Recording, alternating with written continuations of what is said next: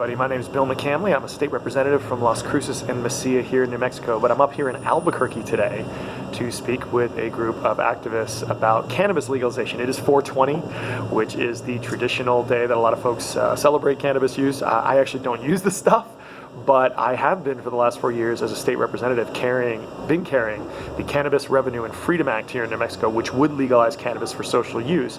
And as I'm running for state auditor as well, I want to talk to you about the 4 fiscal reasons we should absolutely legalize cannabis. The first is the amount of money we spend on putting people in jail and through the criminal justice system who break cannabis regulations.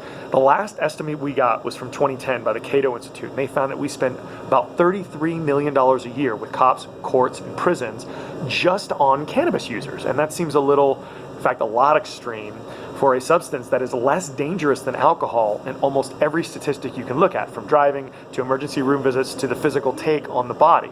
The second thing we should look at is the direct tax benefit to the state. So the bill that we've been proposing has a 15% direct tax, and if we estimate, as the economists from UNM did, that we'd bring in $420 to $450 million of revenue per year to the state in gross revenue, that would mean about $60 to $70 million in direct revenue for the state that we could spend on education, we could spend on economic development, treatment for drug users, that sort of thing. The third reason we should look at it is there's indirect taxing benefits to the state. So in addition to the direct tax benefits, remember, people are working in the cannabis industry, whereas before they might be working for cartels in Mexico, they would actually be working as real employees and therefore be paying better gross receipts tax and better income tax on the income that they're making. And this would increase the amount of money coming to the state for all those things we just talked about as well. The last thing we should talk about is that, according to our bill, and this is what happened in Colorado as well, local governments would have the additional option of putting on a 5% tax to any sales as well. That would go to the city and county governments to help with things like city cops, firefighters, county road projects, healthcare, all those sorts of things.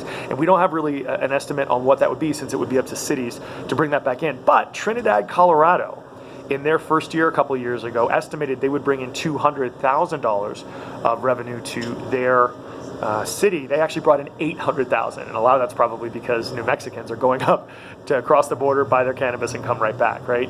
So this is something we should be doing. We should have done it probably years ago. Other states are doing this and doing it well, and there's a huge fiscal aspect to this that will make our communities and our state better. So thanks all for listening to this. As always, if you have questions, comments, or concerns on these or any of the issues, I'd love to hear from you. Hope everyone has a wonderful weekend. Thanks, y'all. Bye.